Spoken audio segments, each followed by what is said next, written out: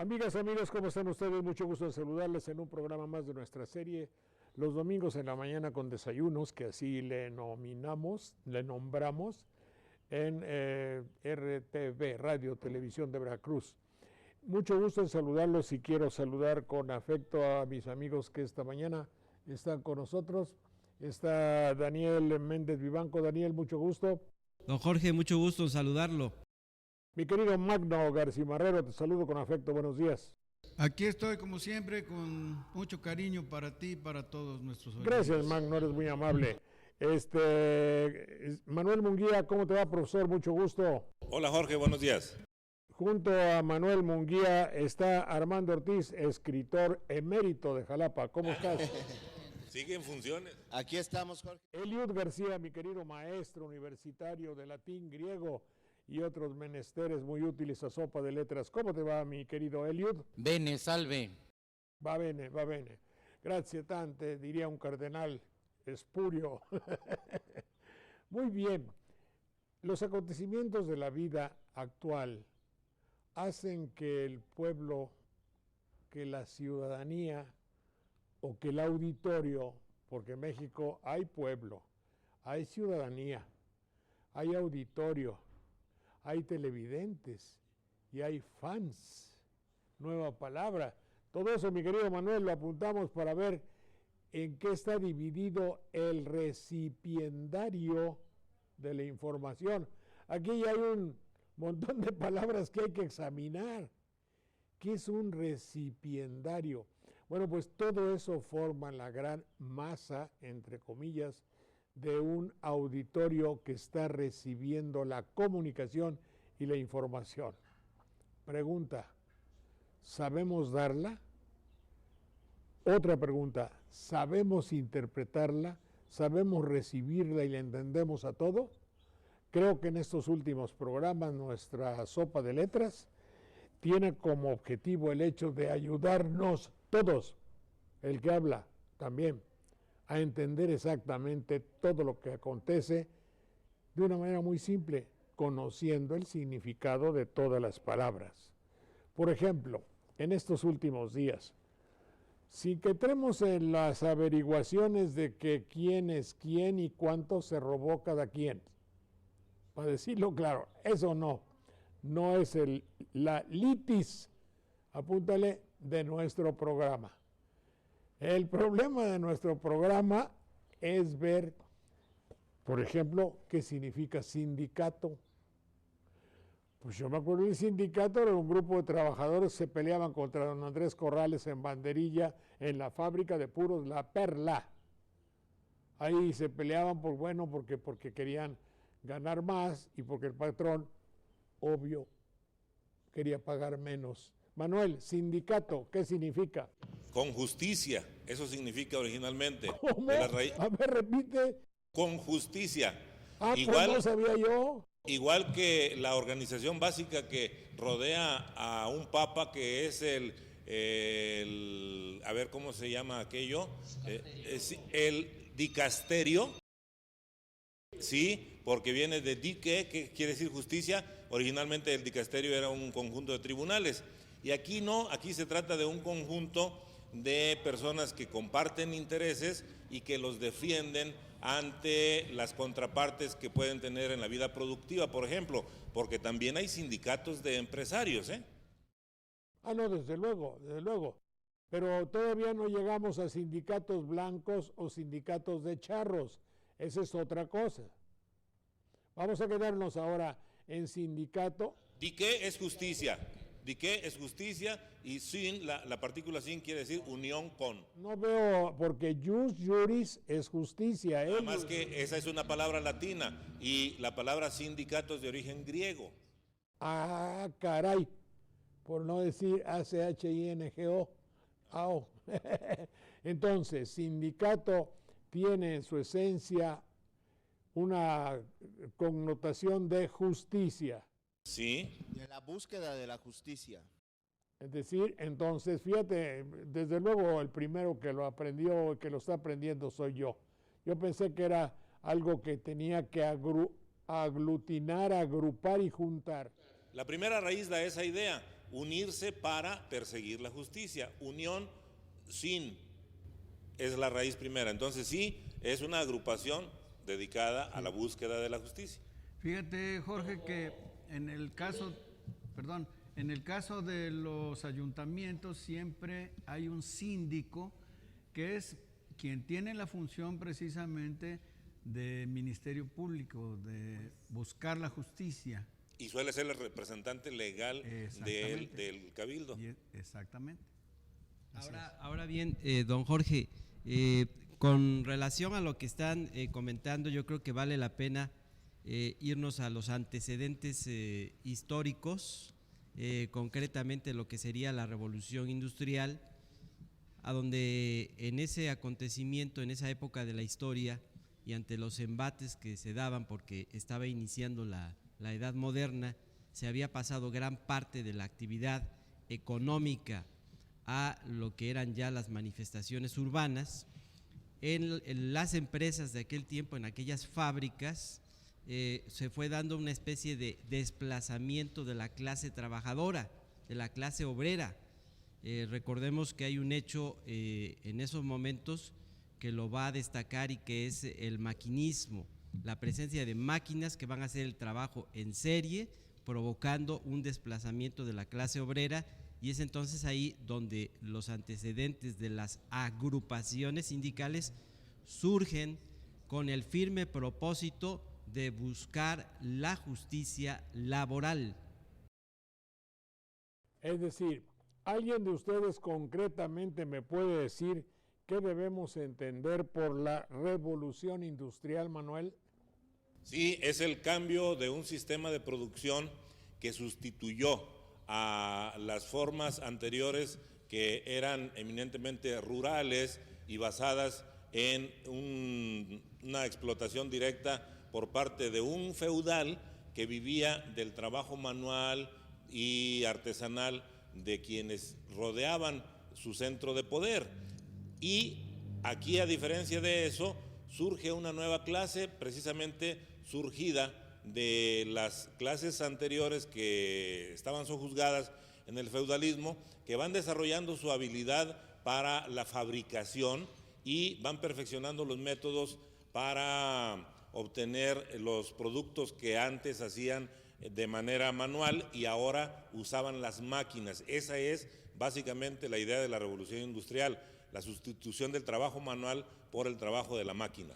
Pero hay que acotar, Jorge, hay que acotar que el sindicalismo, uno de los primeros movimientos del sindicalismo fue no tanto por la revolución industrial, sino en parte por reducir la jornada laboral. Acuérdate que la jornada laboral en aquellas épocas era como de 16 horas y la búsqueda la primera búsqueda del sindicalismo en Inglaterra fue buscar que la jornada fuese al menos de unas 8 horas, caramba.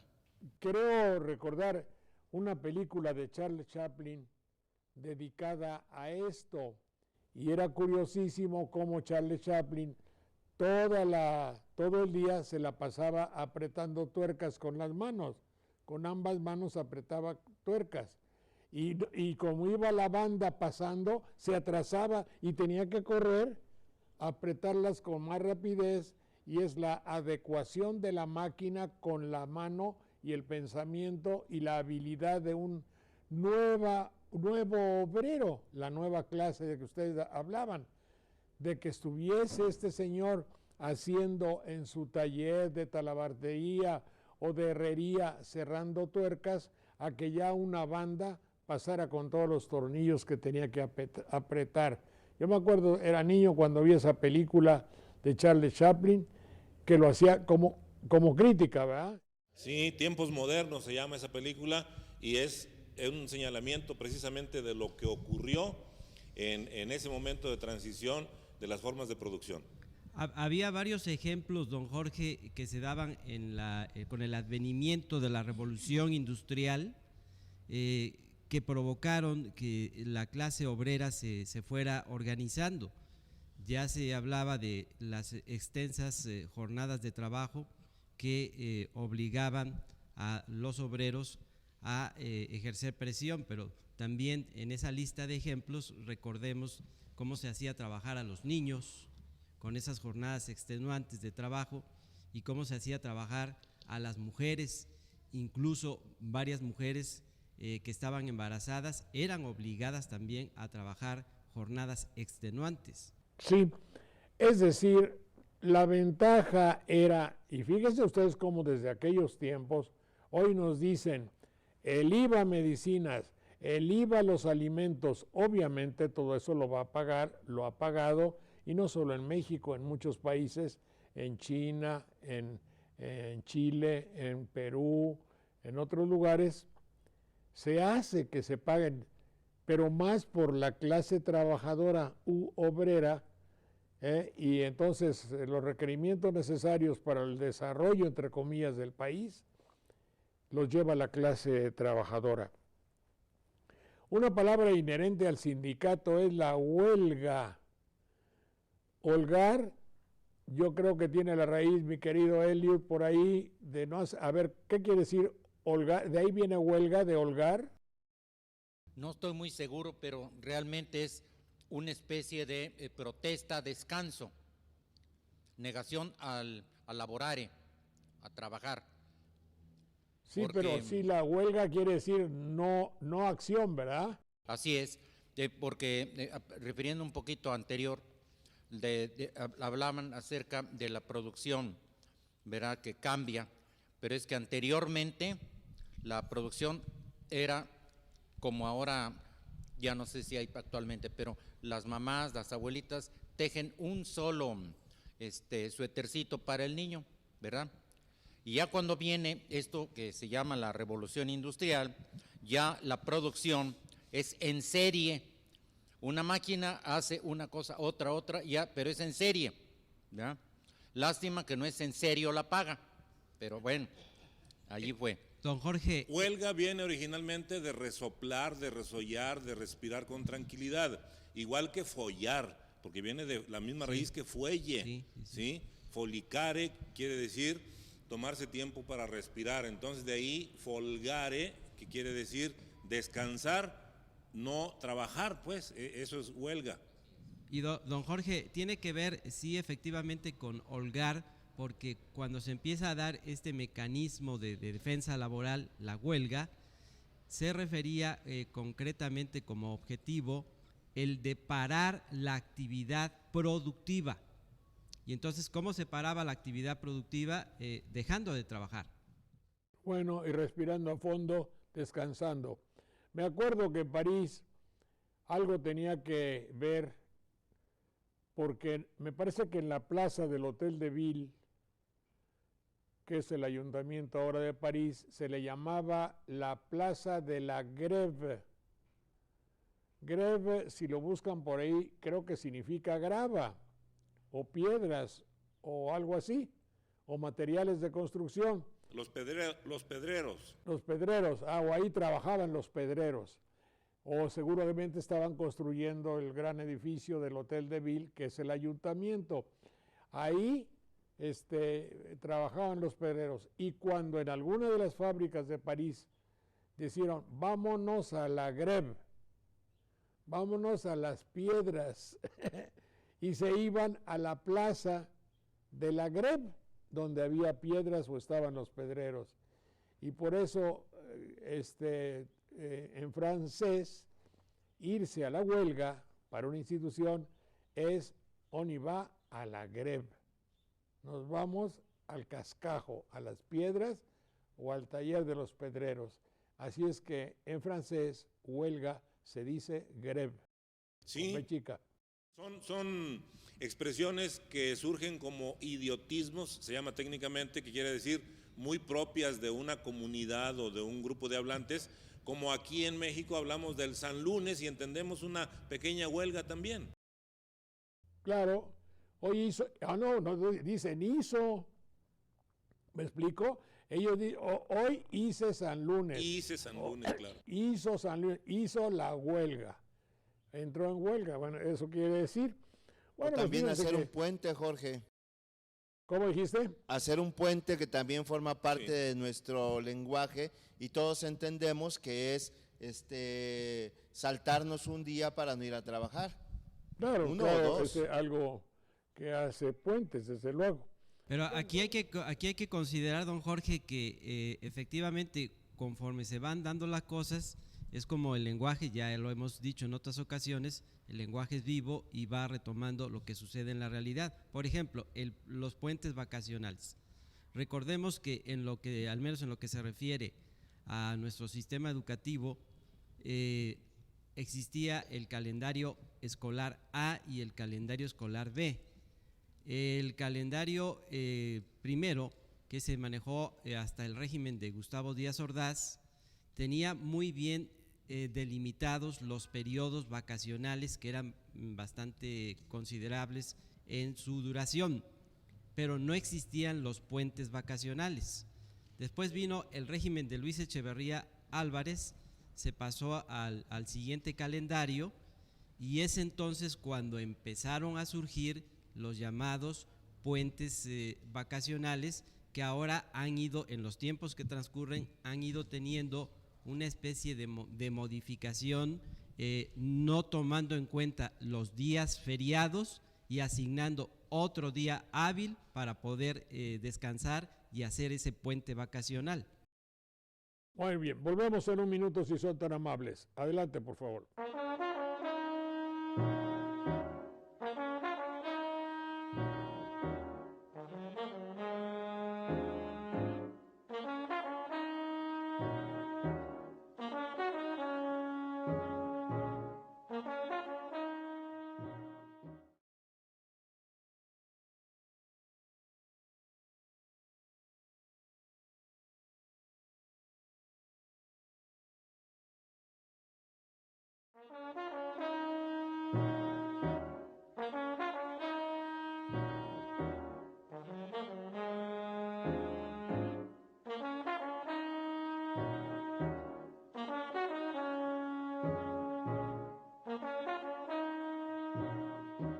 Muy bien.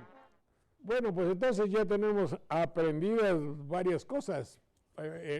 La novedad es que el sindicato tiene el concepto de justicia y eso yo no lo sabía. Hay otras, por ejemplo, la palabra líder. ¿Qué significa exactamente líder? Y pregunto, parecería ser que no es una palabra surgida del español. ¿Hay algún sinónimo que pueda significar líder en español? Adelante. Tampoco es de raigambre latina, es una palabra que nos llegó a través del inglés y de las lenguas nórdicas, que quiere decir guía. Eso quiere decir. No hay nada en español. ¿Cómo puedes decir? Guía, y también en su momento era equiparable a eso caporal, porque el caporal no era un desgraciado que afectaba a sus ayudantes, sino que era alguien que guiaba el trabajo. Podría ser también el caso de pastor en el ambiente del campo, pues el pastor es el que guía a su rebaño. Pastor, guía, caporal, mayordomo, jefe, caporal viene de caput, cabeza, ¿verdad? el que encabeza una labor, sí.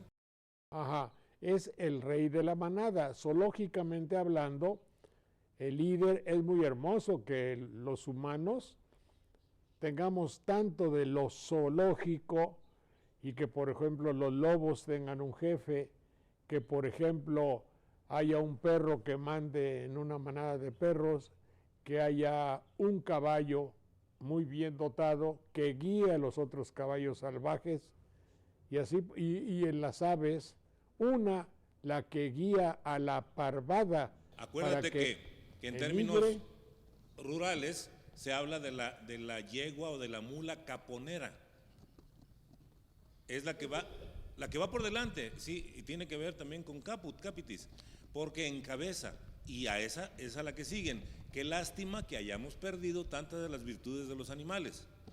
Bueno, pero es muy importante eso que están diciendo ustedes dos, tanto Manuel como usted, don Jorge, porque recordé que hay en el terreno de la psicología hay estudios muy interesantes, sobre todo por medio de la teoría conductista, a donde se ha analizado el comportamiento animal tanto en su medio ambiente, en su hábitat, como en el laboratorio de investigación, y es ahí donde estas investigaciones han arrojado resultados muy interesantes, a donde se puede apreciar cómo en ese grupo de animales siempre va a surgir una figura que los guía.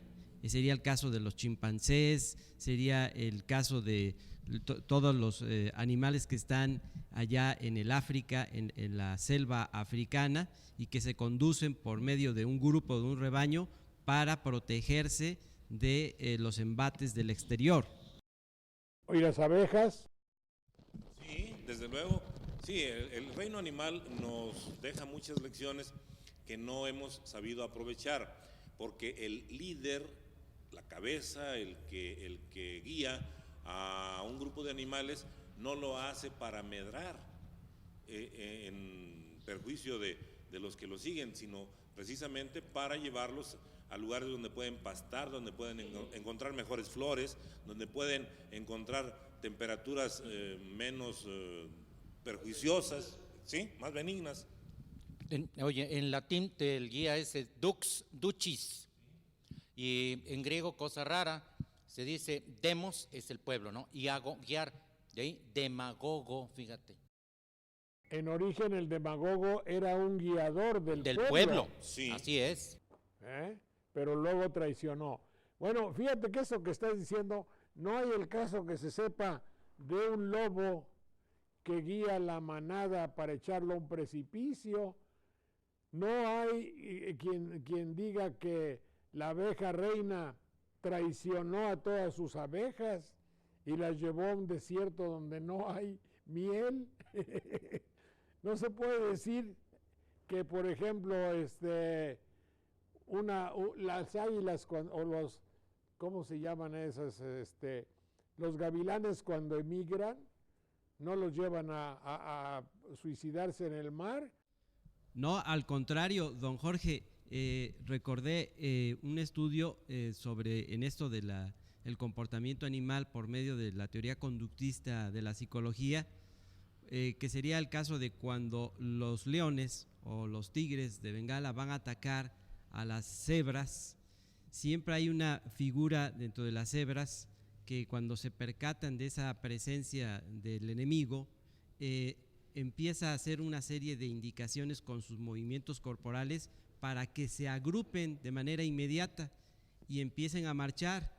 Saben perfectamente las cebras que agrupadas y con la guía de ese animal que los está conduciendo, los leones no se van a acercar, porque los leones, si se metieran a lo que es ya la agrupación de las cebras, morirían inmediatamente.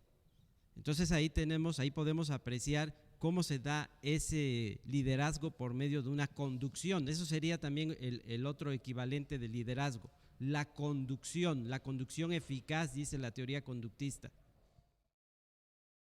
Bueno, aquí el ejemplo lo tenemos ahí en la casa de ustedes en Banderilla, donde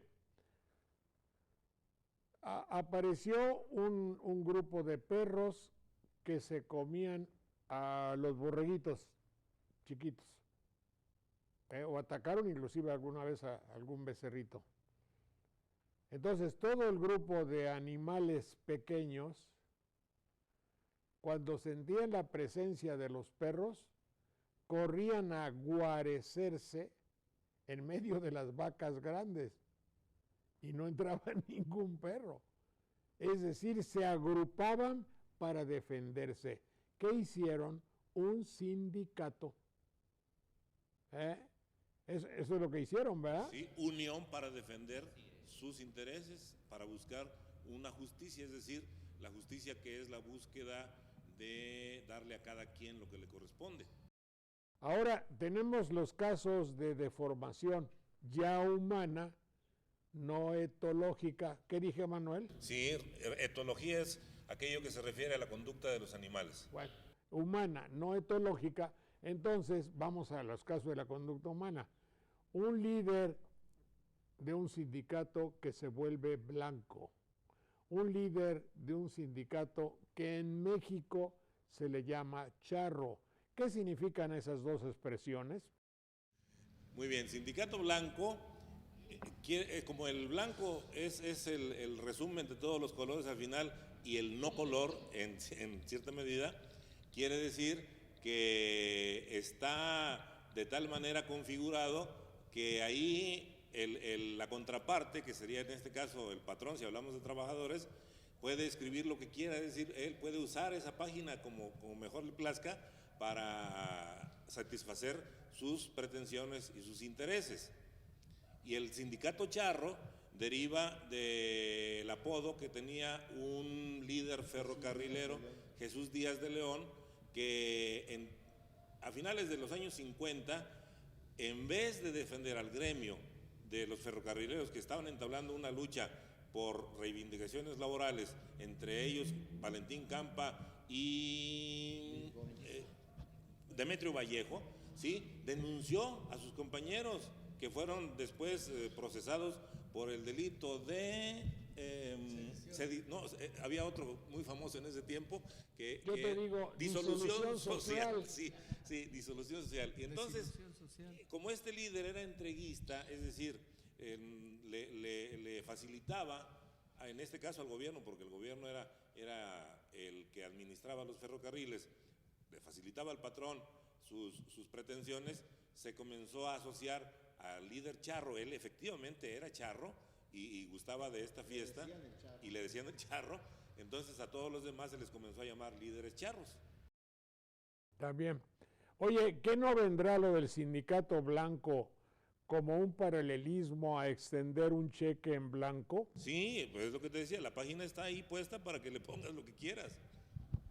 Bueno, pero también, don Jorge, yo recordé un artículo que hizo en su momento y que fue publicado por el periódico Gramma, Fidel Castro, a donde presenta un balance histórico de lo que han sido los sindicatos, y dice él que después de un proceso revolucionario, cuando viene un esquema de organización, hay que estar muy atentos para evitar vicios que se pueden presentar en las conducciones de la clase trabajadora, y terminó o remató ese artículo diciendo que, por ejemplo, los sindicatos blancos eran una deformación de las democracias occidentales capitalistas por así convenir a la clase empresarial. Y por eso mismo, Jorge, es comprensible que cuando tú hables de sindicato no se te ocurra relacionarlo con justicia. Hay una parte en la novela de Humberto Eco, El nombre de la rosa, que es la parte final, que es como una especie de frase, es una frase en latín que dice lo siguiente: Stat rosa pristina nomine, nomina nuda tenemus, y una traducción que ellos proponen es: aunque persiste el nombre de la rosa primigenia, solo el nombre desnudo tenemos. La explicación o la relación de todo esto es que las palabras, la gloria de las palabras, Jorge, se va desgastando. Muchas veces tenemos una palabra que en su origen tiene un significado magnífico, pero conforme se va dando el uso o conforme se va dando el mal uso, ¿sí?, la palabra se desgasta y queda completamente desnuda. Por eso la palabra sindicato está desnuda de su contenido original, que es la búsqueda de la justicia. Además, don Jorge, se puede apreciar en esa obra a la que alude Armando, allí se puede apreciar cómo se llega a dar un liderazgo hacia una agrupación, en este caso religiosa, pero con fines perversos, con fines negativos que pueden llevar a la destrucción. ¿Y cómo se detecta eso? Se detecta por medio de un trabajo de investigación muy serio. Por eso, en el terreno de la pedagogía es obligado leer esa obra de Eco, porque nos permite apreciar uno a uno los pasos del método científico, del método de investigación. Está bien. La palabra que acaban de usar ustedes, que también no está convenientemente explicada, yo quiero reivindicar, quiero tener como trabajador todas las reivindicaciones, quiero defender mis conquistas y las reivindico. ¿Qué significa esto? Defender, aunque vindicare nos dio por otro rumbo vengar o venganza, ¿sí? No era su sentido total en latín, sino que era como recuperar, era la venganza, después le dio otro matiz, pero esa acción lo que pretende es traer lo que me corresponde. Entonces, reivindicar quiere decir algo que perdí y que voy a traer de nuevo, a recuperar. A recuperar y a defender, ¿verdad? Sí, a algo que tengo derecho. Sí, y algo que se me ha quitado, algo que he perdido, porque es presunción, ahora sí que no es juris tantum, bueno sí, salvo prueba en contrario, que el hombre tiene que desempeñar en condiciones de dignidad su trabajo, esa es la presunción, pero se rompe con esa presunción cuando no tiene un contrato, por ejemplo, que garantice sus derechos, no tiene servicios inherentes al desempeño de su labor, como puede ser servicios médicos, otras prestaciones como aguinaldo, etcétera. Y hay muchas personas que actualmente, incluso en dependencias oficiales, están trabajando en esas condiciones. Por lo tanto, hay que hacer reivindicaciones todavía. Y va para peor, ¿eh? Va para peor porque la reforma laboral... Ustedes tienen el honroso mérito de estar hablando con un campeón récord Guinness de trabajador eventual. Yo pasé primero 15 años y luego 18, 15 y 16 años como trabajador eventual. ¿Y nunca te ha jubilado nadie? ¿Que ya te hace falta? No jubilación, no, ¿cómo se llama? Jubilación.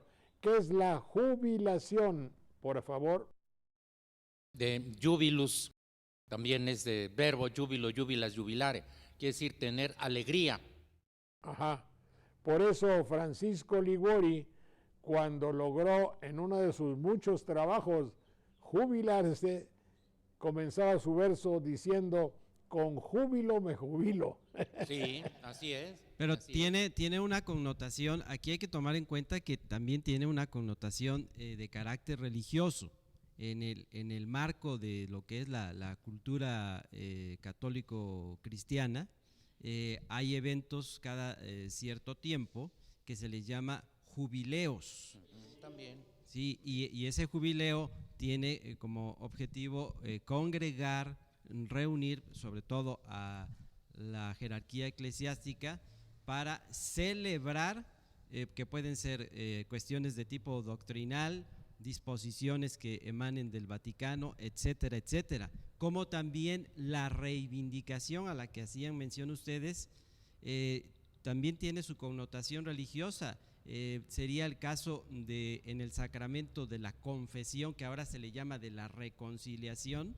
Ahí viene una reivindicación del alma humana ante la verdad doctrinal de Jesucristo. Todos se jubilan, Jorge, hasta la reina. Acuérdate que hace poco hubo lo que se llamó el jubileo de la reina. Nada más te falta a ti, ¿eh? Bueno, hasta los papas se jubilan.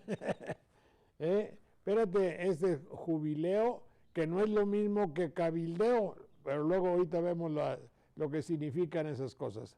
Adelante, por favor, volvemos en un minuto.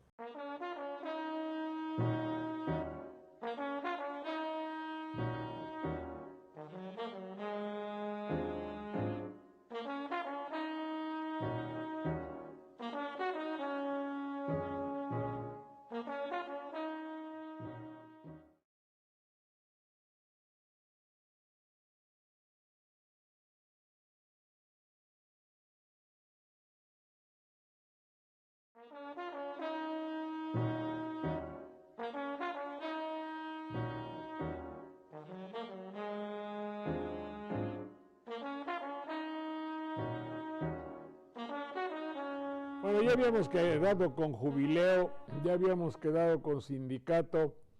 Ahora, los defectos del sindicalismo comenzarían porque en México se le llamó a un sindicato que estaba a favor de la defensa de los intereses patronales, se le llamó sindicato blanco, y posteriormente, con un cierto folclore, costumbre del pueblo, se le llamó sindicato charro. Pero, de hecho, ¿qué cosa es de facto? Es decir, ¿qué hace un líder sindical que traiciona a su gremio? Más bien, ¿qué deja de hacer? Porque omite los trabajos propios de la defensa de sus agremiados. Ocurrió en la historia de México más o menos así. En la década de 1920, después de la Revolución, hubo una gran efervescencia sindical. Aquí mismo en Jalapa, en esta región, hubo una gran efervescencia sindical. Aquí en las fábricas textiles, por ejemplo, en la de San Bruno, en la del Dique, y Santa Rosa. En Santa Rosa, y desde principios del siglo XX, allá en aquel rumbo. Entonces, como se trataba de consolidar a un nuevo sistema político, en el 29, por cierto, hace unos días estaban celebrando eso, se fundó un partido con el que Plutarco Elías Calles trató de aglutinar a muchas fuerzas, una especie de pacto de aquellos tiempos. Y ya en la época de Lázaro Cárdenas se comenzaba a consolidar este nuevo partido, que después fue Partido Revolucionario Institucional. Y don Lázaro, en un régimen de pretendida izquierda, porque pues tiene sus bemoles, trató de sumar al proyecto del nuevo Estado mexicano a las fuerzas obreras. Por lo tanto, se dice que institucionalizó en buena medida a los sindicatos. De ahí fue que la CTM, de ser una agrupación que defendía los intereses de los trabajadores, se convirtió en uno de los brazos operativos del nuevo partido. Eso condujo a que en épocas posteriores los principales sindicatos, sobre todo, se allanaran a las pretensiones no solo de sus patrones, sino también del régimen bajo el cual aparentemente todos progresaban, porque se habló incluso del milagro mexicano, que la economía iba muy bien, que teníamos una paridad muy aceptable, pero cuando despertó el dinosaurio todavía estaba ahí, porque nos dimos cuenta de que eso no era cierto, de que todo se había operado sobre bases falsas, y cuando hubo verdaderos movimientos de médicos, de maestros, de ferrocarrileros y otros gremios a finales de la década de los 50, durante el periodo de López Mateos, hubo problemas muy graves, hubo una represión tremenda, y hay que recordar, para el caso específico de los maestros, que en esa época surgió el MRM, Movimiento Revolucionario del Magisterio, encabezado por Otón Salazar, ¿sí? Y posteriormente siguieron acomodando en la dirigencia del CENTE, del Sindicato Nacional de Trabajadores de la Educación, líderes a modo, hasta que cansaban o dejaban de ser afines a los intereses que los colocaban ahí, y llevaron a Carlos Honguitud Barrios. Honguitud Barrios terminó también por ser indeseable para los intereses que movían o mecían la cuna, y trajeron de la delegación Gustavo Amadero, de donde era delegada, por cierto, a la profesora Elvester Gordillo. Entonces la historia tiene sus bemoles. Ahora, si lo debo entender bien, como que había en aquella época y desde antes, no se puede negar, un sustrato, una esencia, un poco un caldo de cultivo de corrupción. Un sindicato unido de maestros, bueno, el sindicalismo unido fue convocado e invitado a ser también una fuerza, y por tanto podemos pensar que se le invitó a áreas de corrupción. Sobre todo a los dirigentes, a los representantes, a los líderes.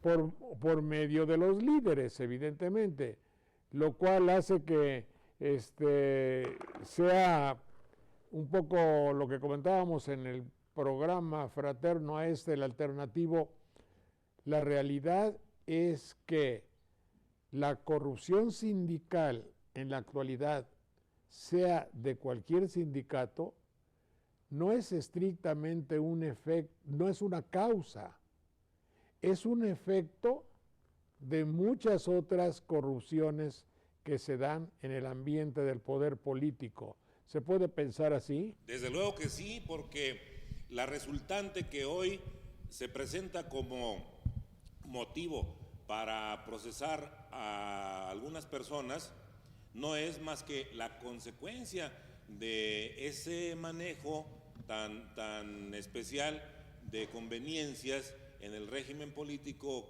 que ha vuelto por sus fueros, pero no debemos olvidar que hay muchas secciones del Sindicato Nacional de Trabajadores de la Educación donde hay otros casos semejantes, aún quizás más escandalosos que los que llevaron a la señora Gordillo a la cárcel. En esas circunstancias hay un choque de corrupciones, porque la corrupción A no es igual a la B, ni la C, ni la D. Entonces es una convergencia de corrupciones que hacen que el problema sea vivir en un ámbito corrupto. Eso es una realidad. Creo que la corrupción la ha propiciado el mismo sistema, porque no nomás es de una ida, sino que es de ida y vuelta. Entonces, se paga un servicio, se paga el servilismo, se tolera y se da manos libres a quien puede manejar grupos, instituciones, y les permiten controlarlos para todos los efectos, partiendo desde las etapas de elección, de selección, de arribo al poder, de búsqueda del poder. Todo eso se maneja a través de agrupaciones y de grandes conglomerados de personas, e incluso se ha oído hablar del voto corporativo, que es una forma de que un determinado sindicato, digamos, vote todos a favor de una misma persona. Eso es parte de una corrupción que está manejada y tolerada desde arriba. Sí, lo que sucede es que cuando tú le das al voto un valor monetario, es decir, tu voto vale en el sentido no espiritual, no jerárquico, no ideológico, no humano, vale dinero, estás llegando a la esencia, al sumum, al meollo de la corrupción. Porque estoy diciendo, lo que debería ser un valor espiritual para ti, como es tu voluntad, tu creencia, tu concepto de la patria, tu inclinación ideológica, cuánto quieres por ella. Y se necesitan otras fuerzas concomitantes, Jorge, porque durante muchos años periodistas que han investigado han dado testimonio de lo que los profesores dicen en las calles. Muchos profesores opositores dentro del mismo CENTE han pregonado esto desde que la maestra trabajaba en el Estado de México, y no sé si con toda la certeza, pero cuando menos hay indicios de que tuvo algo que ver en problemas muy graves como la muerte de Misael Núñez Acosta, que era un dirigente opositor en el Valle de México. Y Arturo Cano, por ejemplo, que es un periodista de La Jornada, ha escrito un libro que se llama Doña Perpetua, donde se documentan vida y milagros de la señora Elvester Gordillo.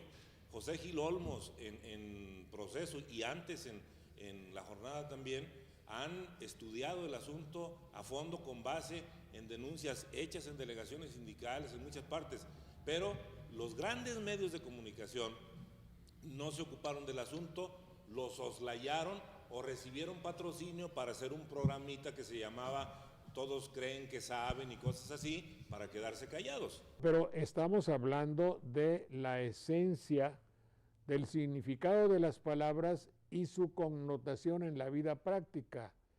Esto quiere decir que toda esta serie de irregularidades que tienen un nombre dan como consecuencia las dificultades para que brille el sentido estricto de la democracia.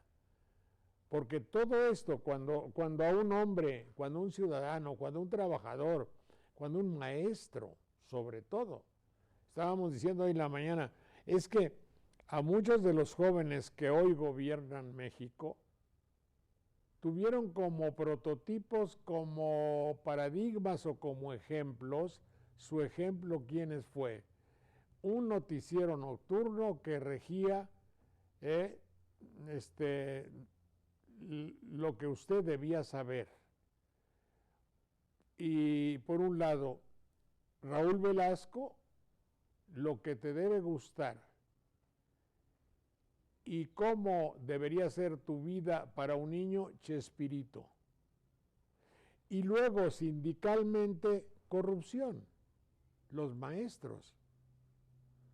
¿Qué futuro es esperable para una nación que tiene esos elementos en la formación de lo más preciado de su futuro, que son los ciudadanos?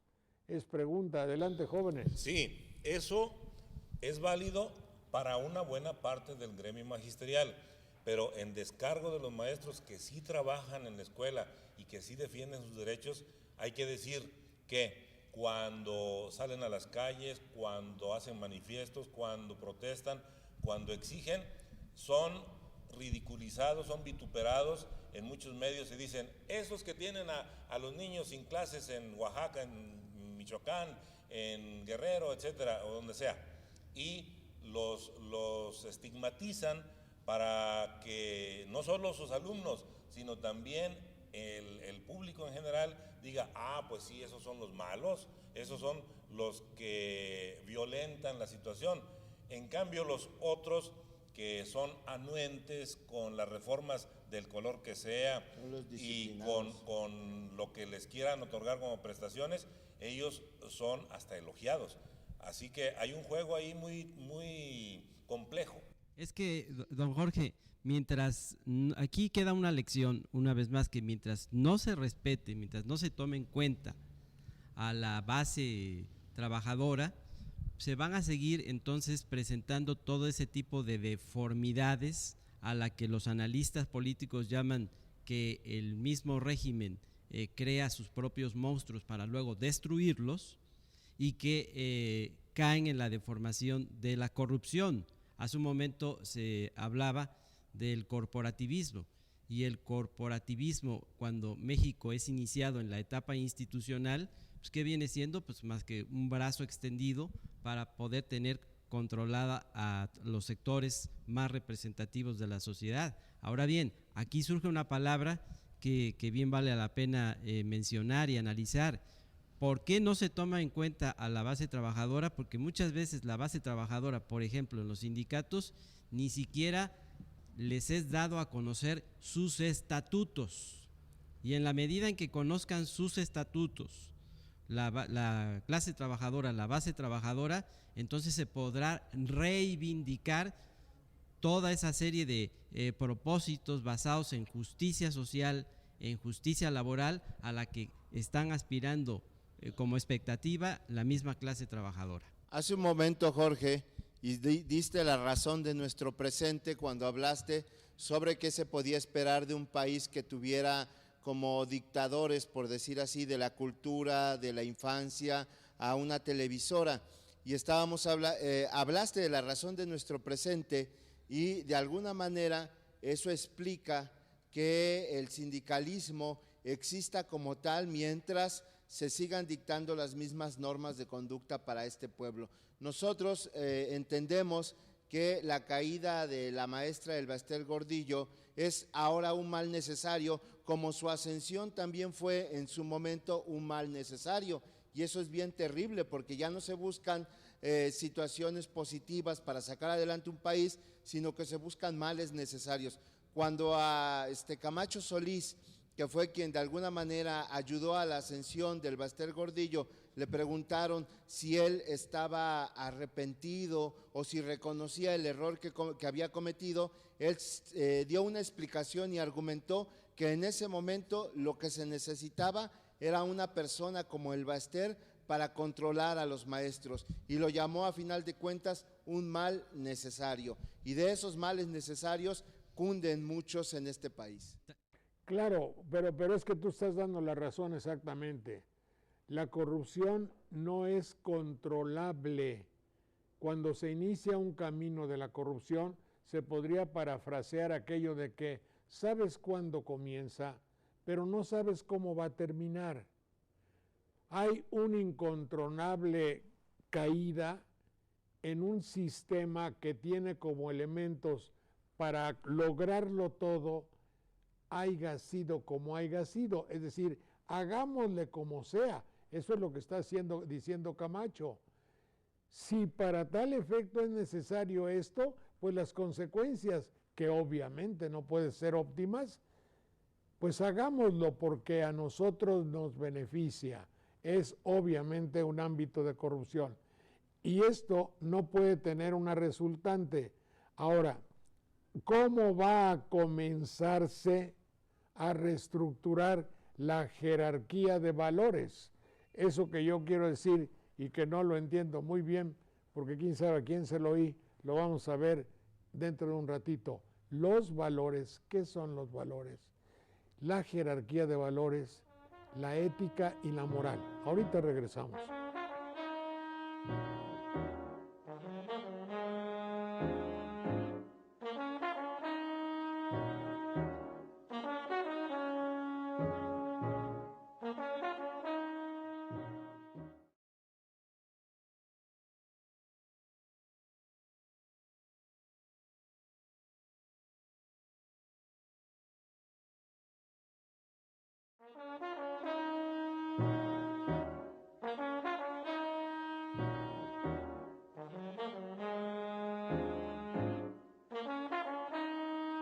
Vamos a tratar ahora algo no muy común en la televisión, en todas,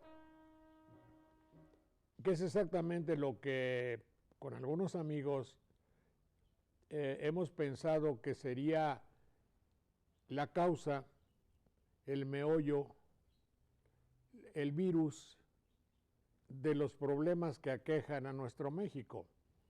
Obviamente que la televisión tiene muchos aspectos.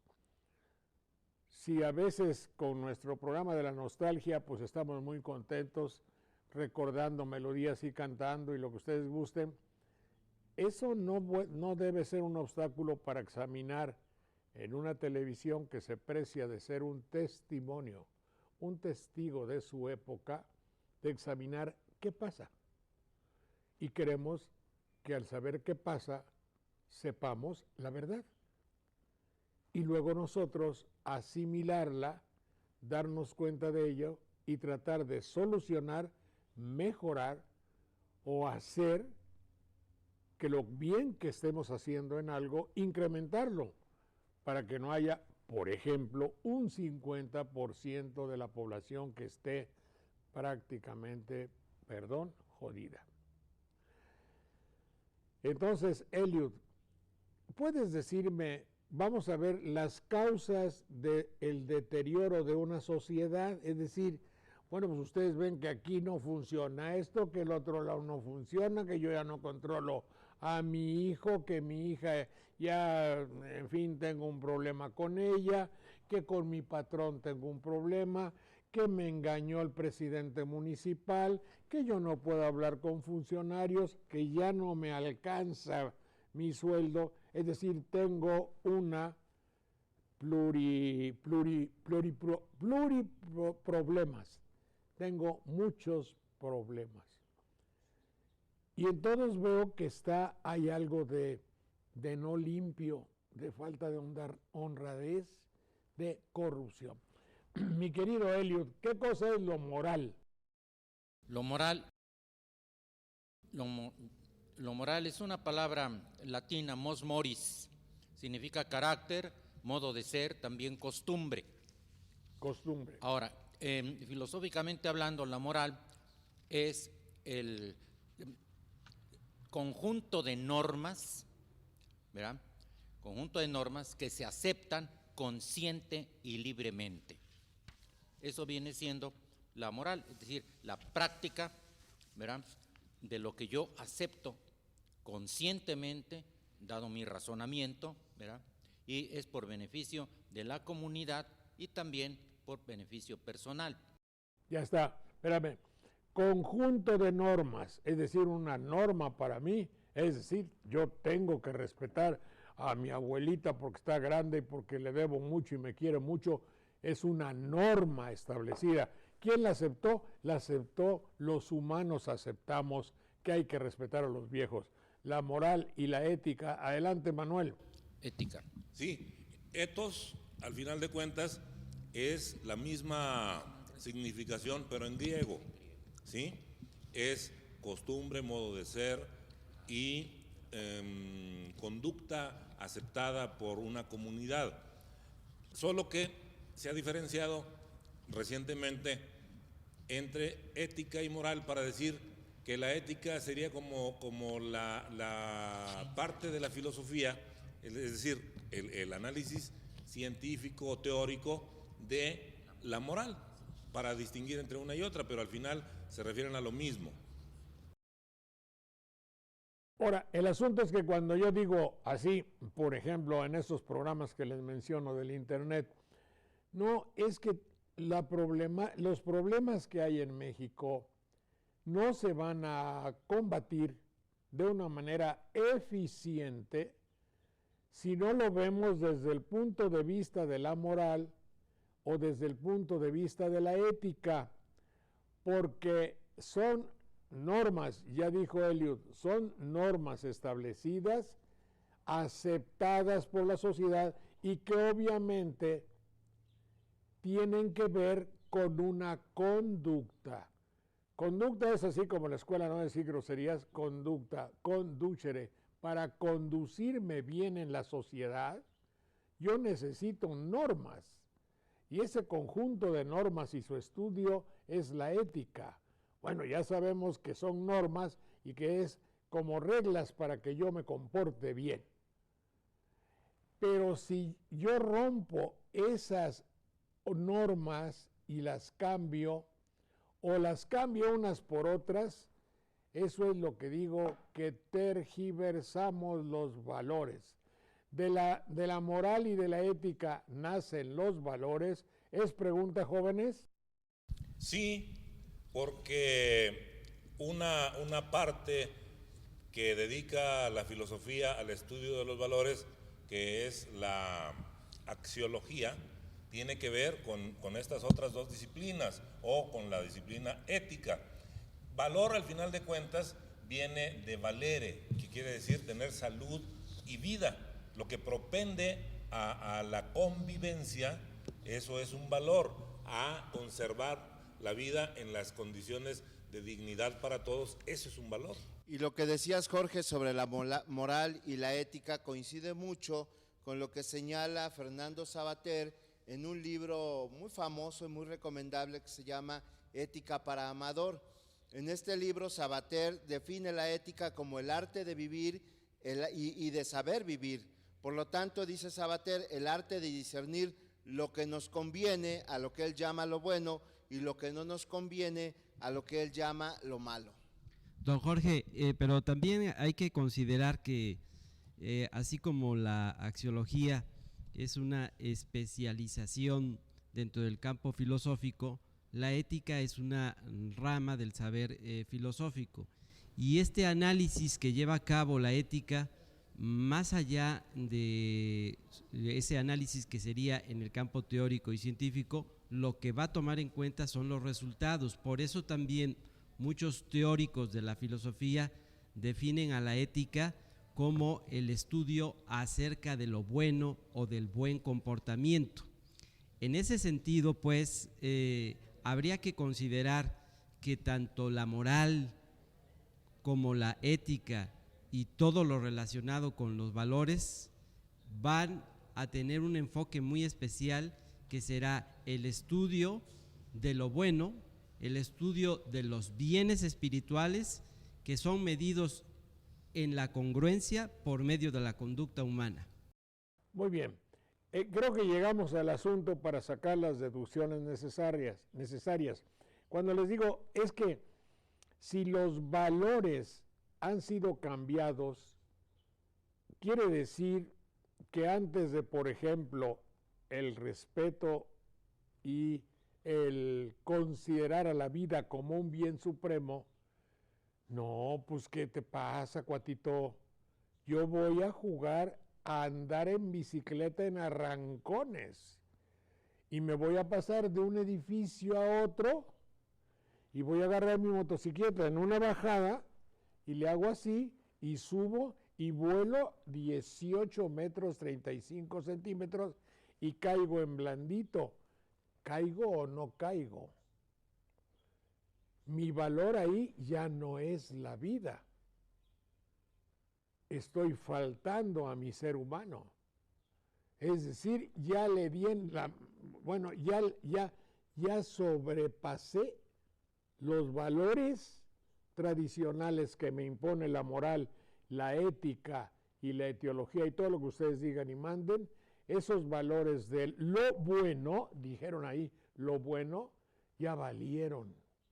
De la misma manera que me voy a retacar 1 kilo de grasa de Sabritas o una botellota enorme de ron, como hijo en la mañana, ¿no? ¿Por qué? Pues me gusta.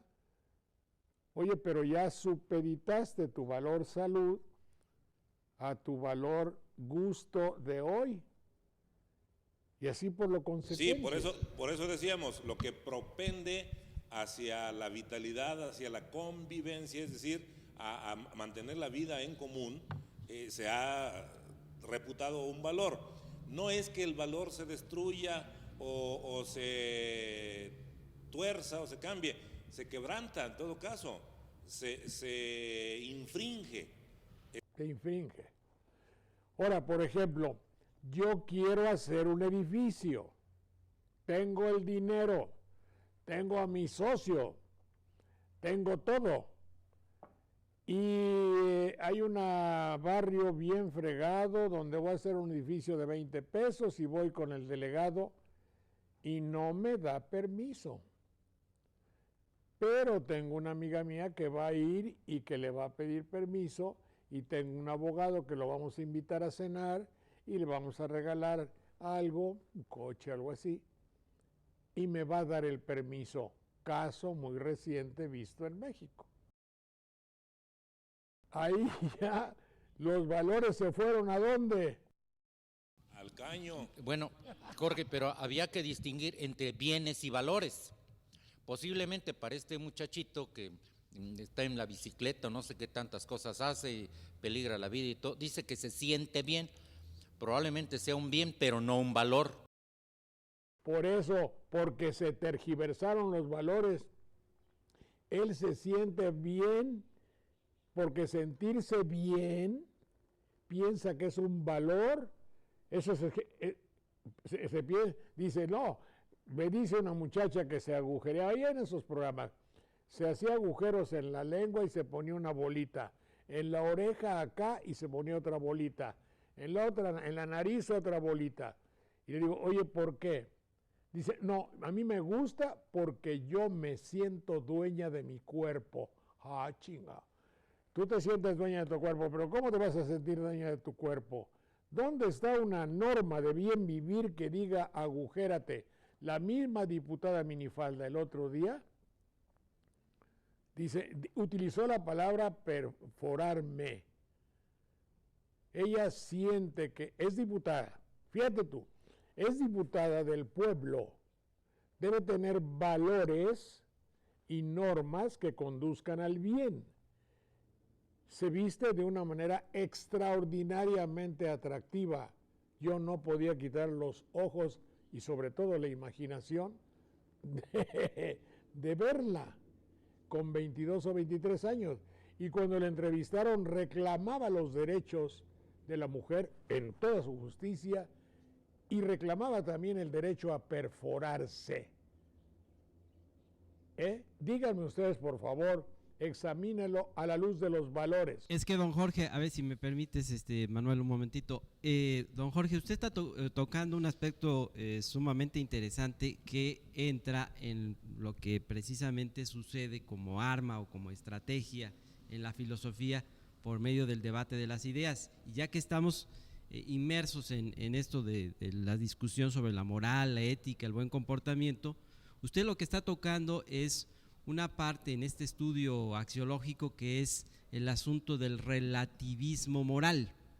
Y el relativismo moral siempre va a tener una franca oposición con la naturaleza absoluta de los valores como bienes universales.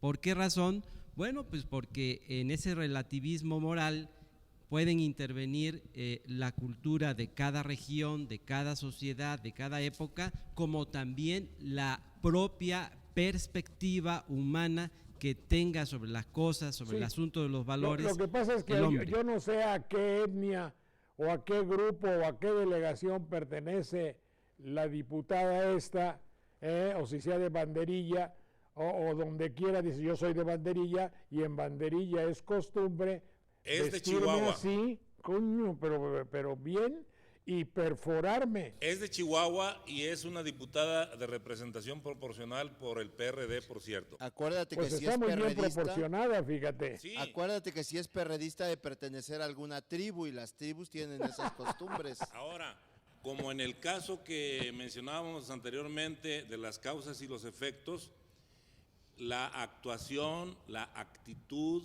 la posición de estas muchachas, una que dice que se puede perforar, o la misma diputada, si es que lo dijo, y se viste de ese modo, no es una causa, es una consecuencia, porque son jóvenes que nos han visto vestir de saco y corbata, que es un trapo inútil aparte de todo, y han caído en la cuenta de que la generación que se vistió de saco y corbata y muy peinadita y muy arreglada ha mentido. Por lo tanto, tendríamos que hacer un mea culpa también las generaciones anteriores para entender dónde hay efectos de nuestra misma conducta. Por eso es que dicen, si no me convence la forma en que se viste el señor que se pone corbata y saco y que está haciendo uso indebido de los recursos de su sindicato, por ejemplo, o del gremio que representa, o que le está pidiendo un entre al constructor para poder hacer la obra, entonces se desconcierta una nueva generación que vive en medio de una ignorancia galopante y busca otras salidas, a veces erróneas, hay que decirlo. Está bien.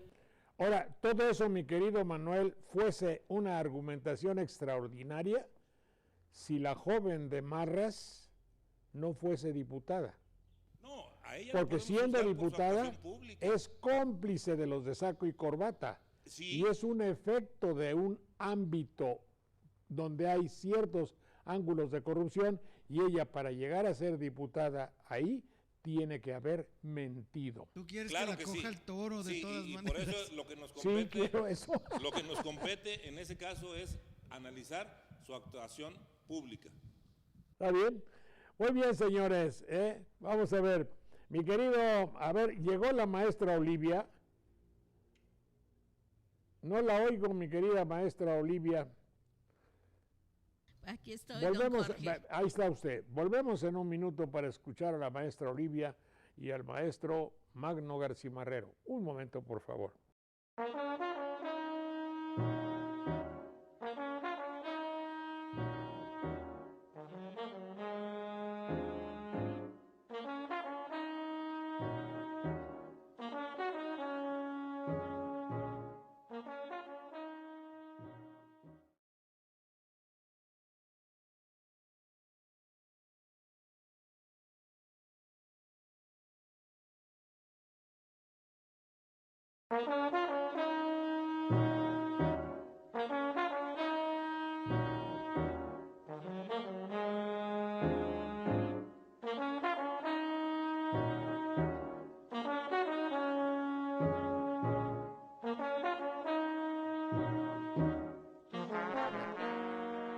Veracruz es una tierra de líderes. Solo al pensarlo así, perdona confesión, no lo preparamos desde ayer o antier.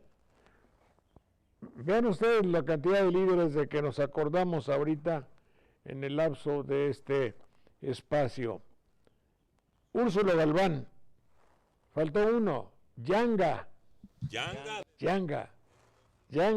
Carolino Anaya, Mario Hernández Posadas, el Tigre, César del Ángel, otro líder, Rafael Guízar y Valencia, era líder. El padre Rúa era líder en su ámbito y controlaba líderes. Venus Rey, que yo conocí, veracruzano. ¿Quién más? Joaquín Hernández Galicia, de la Huaca, Veracruz, que vive, líder petrolero. Chava Barragán, un líder hecho por Hernández Galicia, que ya murió. Eucario León, que yo no sé si quién sea, pero me lo sugirió la maestra. Eberto Castillo, un líder excepcional, ese sí, un líder de la izquierda mexicana. Díganme lo que sepan de cualquiera de estos personajes, por favor, y se subraya, Veracruz es una tierra de líderes. Adelante. Joaquín Hernández Galicia nació en el puerto de Veracruz, después se formó como soldador en Poza Rica y terminó instalándose en Ciudad Madero y lideró, diríamos, el Sindicato de Trabajadores Petroleros de la República Mexicana. Era esa época en la que, yo no sé por qué, comenzaban a llamarles líderes morales. Sí, lo que más quebrantaban era precisamente eso, pero en fin, así le denominaban. Y al comienzo del sexenio de Carlos Salinas de Gortari fue defenestrado, porque se supo que apoyaba o simpatizaba con la posibilidad de que ganara Cuauhtémoc Cárdenas en las elecciones presidenciales. Aparte de eso, pronunció un discurso muy arrogante ante el presidente entonces de la Madrid y dijo algo así como que si nosotros caemos, señor presidente, cae usted también. Era el límite extremo, pues el extremo de la actitud arrogante de alguien que pensaba que por encabezar un gremio como el petrolero, que económicamente era muy poderoso, podía influir de tal manera en el poder. Se trata de equiparar el asunto reciente, la aprehensión de la maestra Gordillo con el de Joaquín Hernández Galicia, aunque hay muchas coincidencias, también hay algunas diferencias que le dan particularidad a cada caso. Ese fue la quina. Fue un líder. Yo te voy a decir algo con Joaquín Hernández Galicia que no puedo negar, que en una época de esa juventud mía en los medios de comunicación lo conocí bastante, hasta llegar a tener una cercanía y amistad, y me invitaba y yo iba y llevé el programa de la nostalgia y me pagó, tengo que confesarlo. Bueno, le cobré por por llevar el espectáculo, pero platicábamos. Y entonces en una ocasión, recuerdo como si fuese ahora que tú lo mencionas, que yo le decía, es que si tú paras Pemex, cae un gobierno. Y eso era también otro motivo, decía, no puedo solucionarlo todo. Fíjate, me piden los problemas de la señora que no se lleva con el marido y que le pega y que tiene un amante, ¿cómo lo voy a solucionar? Digo, no, es que en tu modo actual, no quieren que le soluciones el problema, quieren que los atiendas, quieren que los acaricies, porque Joaquín le daba mucho por acariciar, tocaba a todo el mundo inconscientemente, una manera de dominarlos, claro. Pero me acuerdo de estas dos conversaciones, y una de ellas sí era el hecho de que era tal el poder y tal la dependencia del petróleo, que si paraba Pemex, en 3 días se acababa un gobierno. Eran conversaciones, y ahora me confirmas tú que era una idea que tenía cuando se lo dijo a De la Madrid. Otro líder que les guste. Otro líder, fíjate. Que nos guste, ¿no?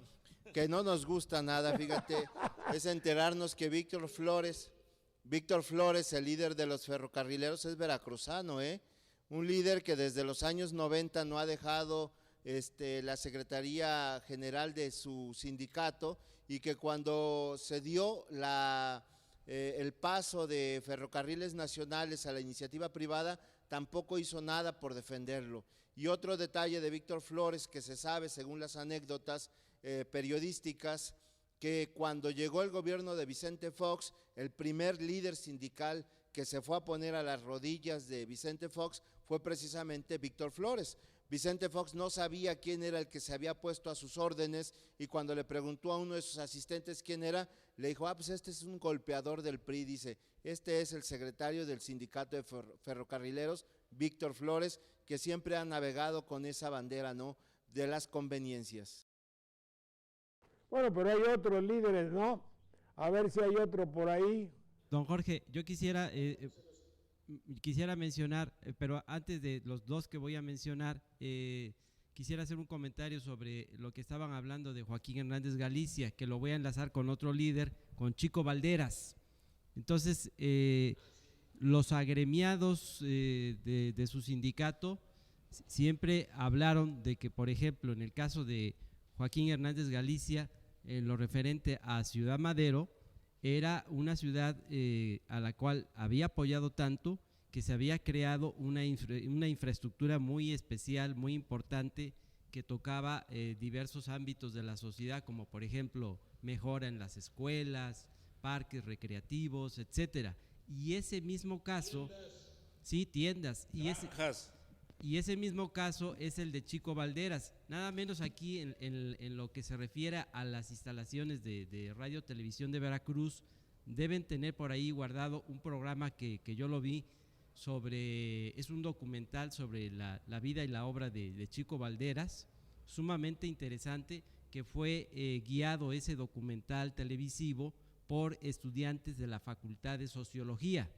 Y entonces bien valdría la pena que Radio Televisión de Veracruz volviera a exhibir ese documental. Ahora, sí, yo quiero destacar, estábamos comentando en el momento del corte, don Jorge, usted y yo, en el ámbito religioso, pues tenemos el caso del padre Rúa, allá en lo que viene siendo la zona centro del estado de Veracruz, y era un padre que fue destacado por su honda participación social, sobre todo con la clase trabajadora, la clase obrera. Era campeón de oratoria, y esos dotes de orador le sirvieron muchísimo para poder llevar a cabo una interpretación de la pastoral social en el ámbito de los trabajadores, en el ámbito laborable. Hay una anécdota que quisiera destacar y compartirla con ustedes.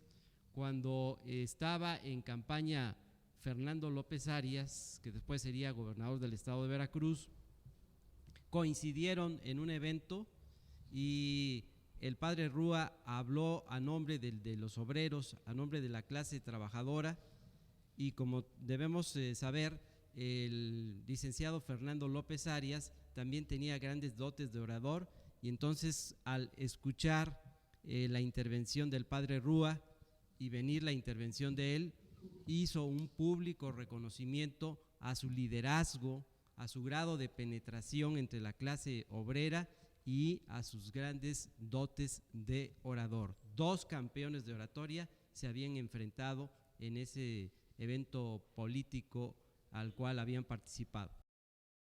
Yo tuve el gusto de conocer al padre Rúa. ¿Cómo se llamaba? Rafael Rúa.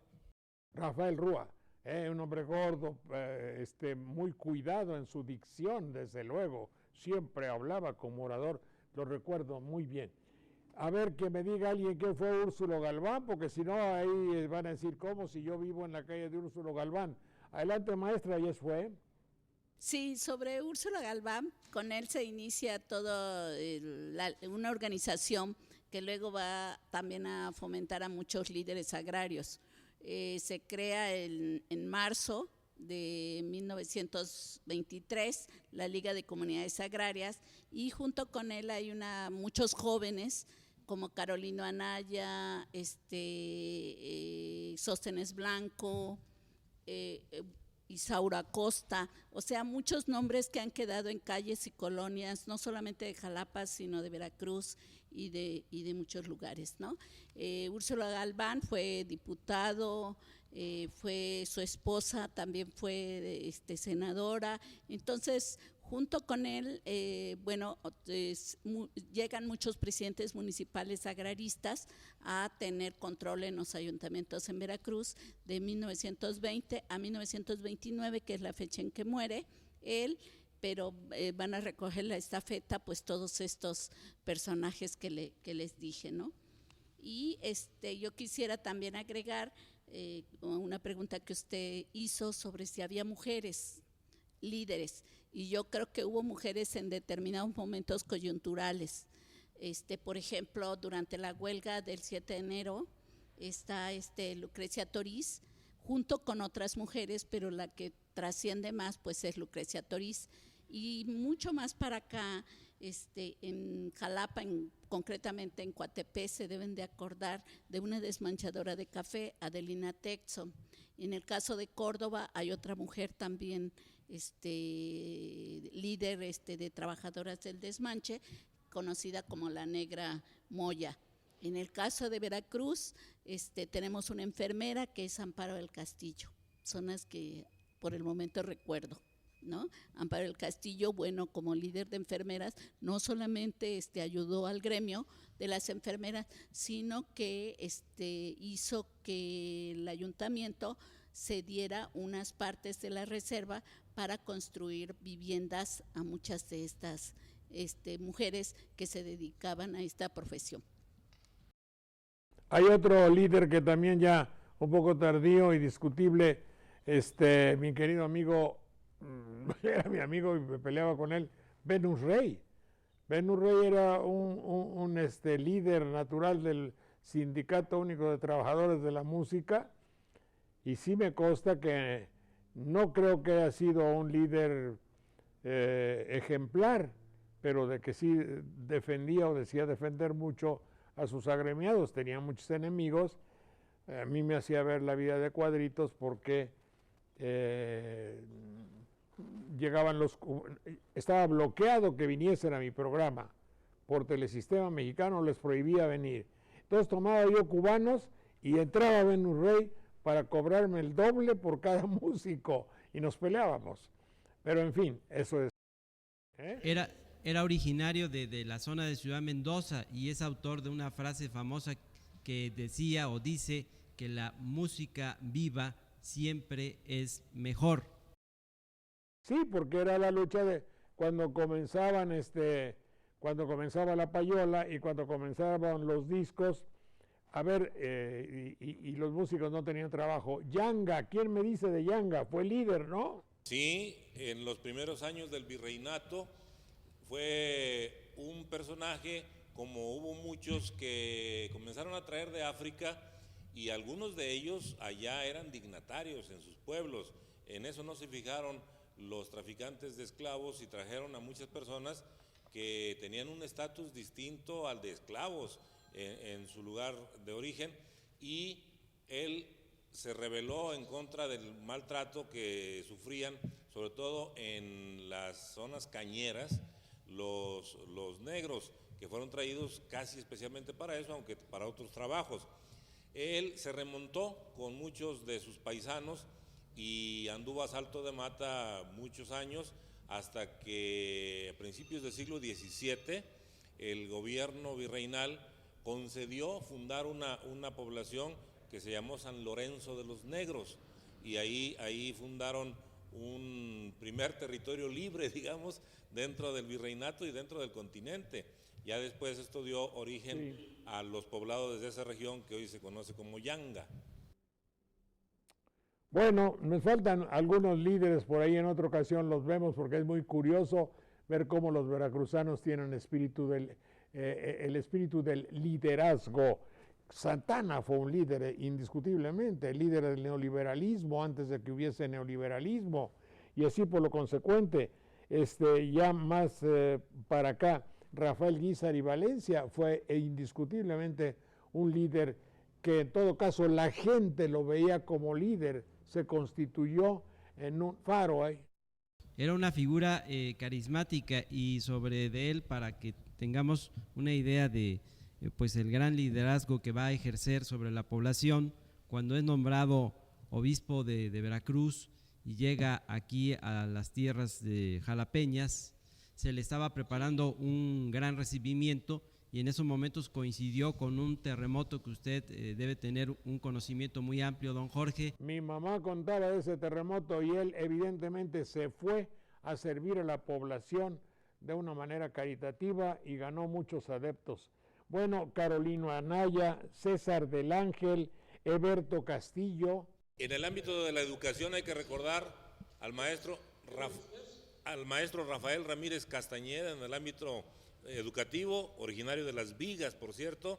Junto con él, alguien que no era veracruzano, pero que es como un veracruzano adoptivo, don Enrique Conrado Rebsamen, que llegó de Suiza y que trajo novedosas ideas sobre la educación y que hicieron labor no solo en Veracruz, sino en muchas partes para alfabetizar y educar al pueblo de México en ese tiempo. Bueno, vivimos pues en tierra de líderes. Continuamos.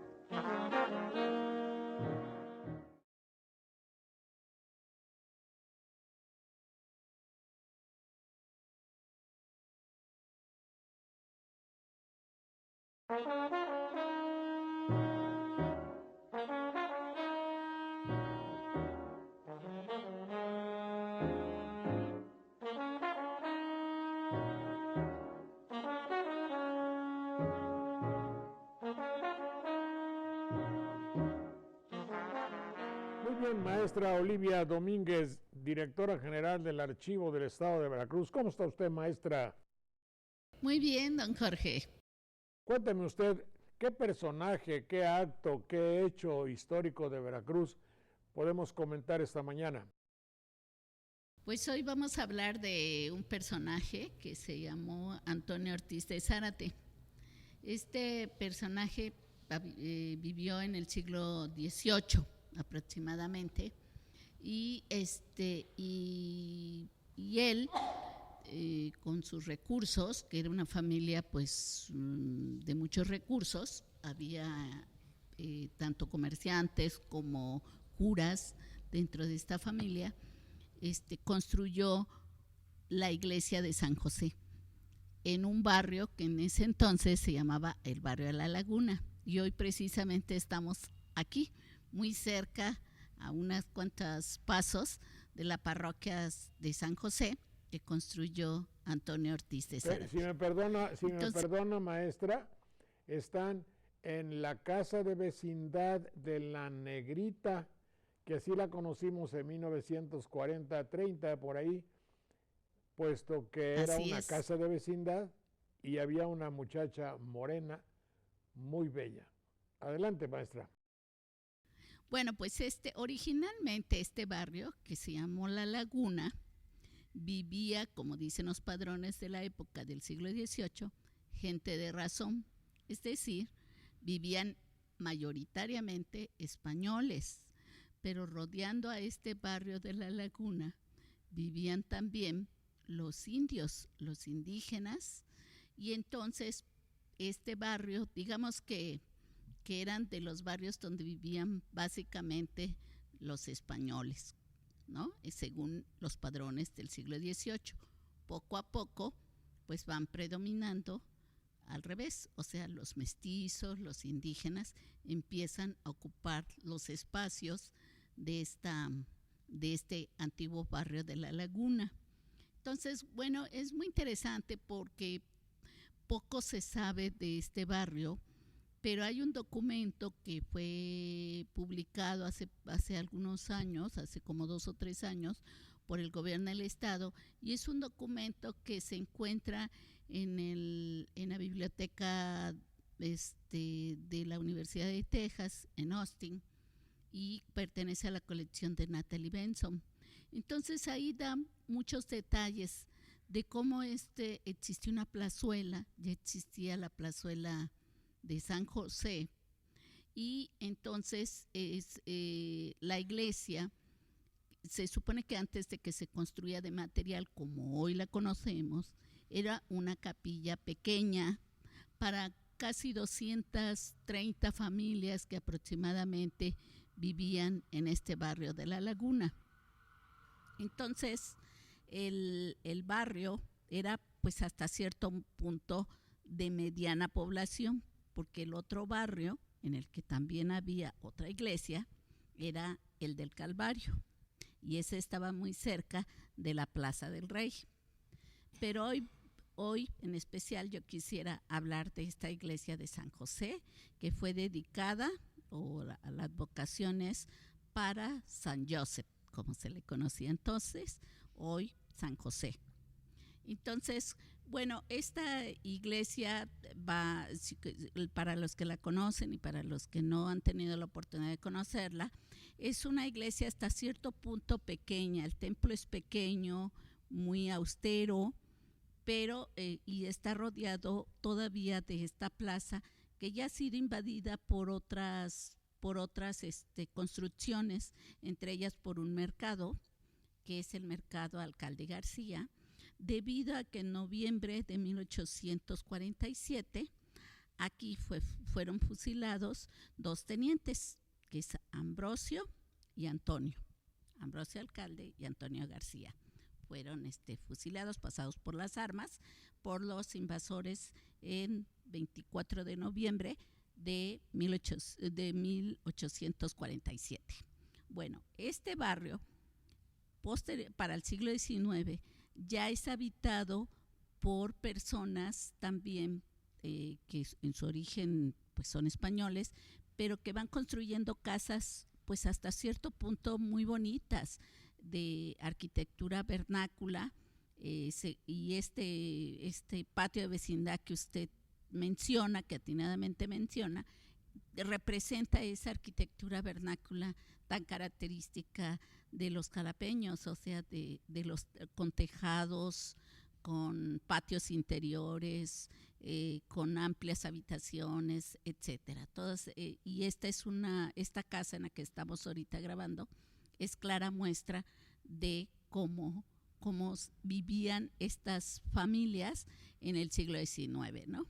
Entonces, digamos, el templo de San José quedó reducido a un espacio muy pequeño, y a su lado pues surgieron todas estas casas.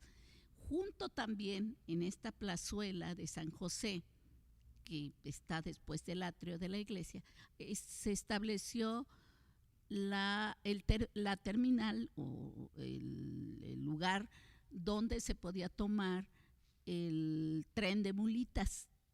Entonces todo era una zona muy concurrida, donde los jalapeños venían a tomar el tren de mulitas, que los iba a transportar hasta la estación del ferrocarril, que seguramente usted también recuerda. Entonces se iba por toda la ciudad, atravesaba gran parte.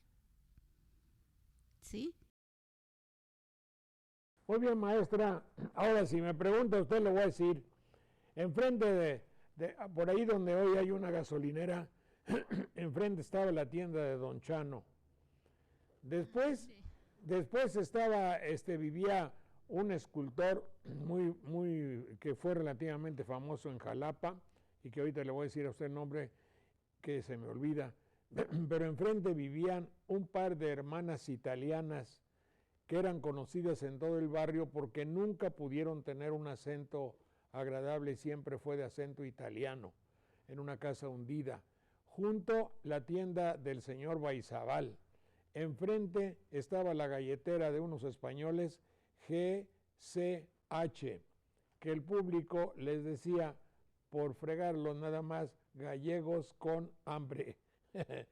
junto el doctor Buendía Munguía, Munguía o Eguía, un doctor Eguía o algo así. Enfrente estaba la casa de los señores Pérez Oronoz, enfrente las señoritas de Asco, de gran trayectoria y de gran prosapia en Jalapa. Enfrente tuve yo la ocurrencia de venir al mundo en 5 de mayo 77, que no se llamaba entonces Jalapeños Ilustres. Junto había una muchacha quedada con su mamá y junto estaban enfrente, para decir lo que usted corroborar, usted decía que daba una tienda de españoles muy reconocida, me parece que se llamaba La Veracruzana, y había 3 o 4 españoles muy simpáticos y muy agradables con toda la gente. Ya enfrente estaba pues el lugar donde ustedes se encuentran ahora, junto a ustedes, que era el patio de vecindad de La Negrita, que así lo conocíamos nosotros. Junto estaba ya la cantina de Salomón, enfrente la carnicería de don Jerónimo de los Ávila, junto estaba un maestro de la universidad de Clara algo con un apellido extranjero, enfrente el despacho del señor Lecuona, junto la familia de don David, bueno, ahorita te voy a decir, y junto estaba la familia Díaz Conti, y después la iglesia de San José. ¿No conocen por ahí? Sí, pues así es. No, sí, por supuesto. Y enfrente David, perdón, la señora que me falta. Un beneficio, ¿no? Era la familia de David Medina, que me parece que fue inclusive presidente municipal de Jalapa en alguna ocasión. Y luego la gran casa de don Epigmenio Díaz Conti, si así se llamaba, y de su hijo, con el que yo iba a jugar, ya junto a la calle y la iglesia de San José. Enfrente, la gran casona o taller, ¿cómo se llama? Beneficio de café o algo así, de los Tanos o de los Tanos. Y después de los Martínez, sí, así es, tiene usted toda la razón. Bueno, pues son los recuerdos del barrio por allá, que ojalá no se perdiese la esencia y la belleza de esos barrios.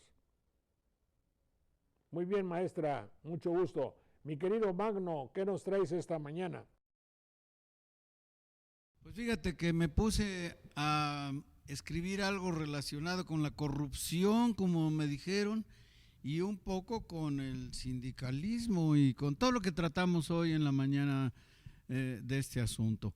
Se llama A Toda Leche, ya lo verán.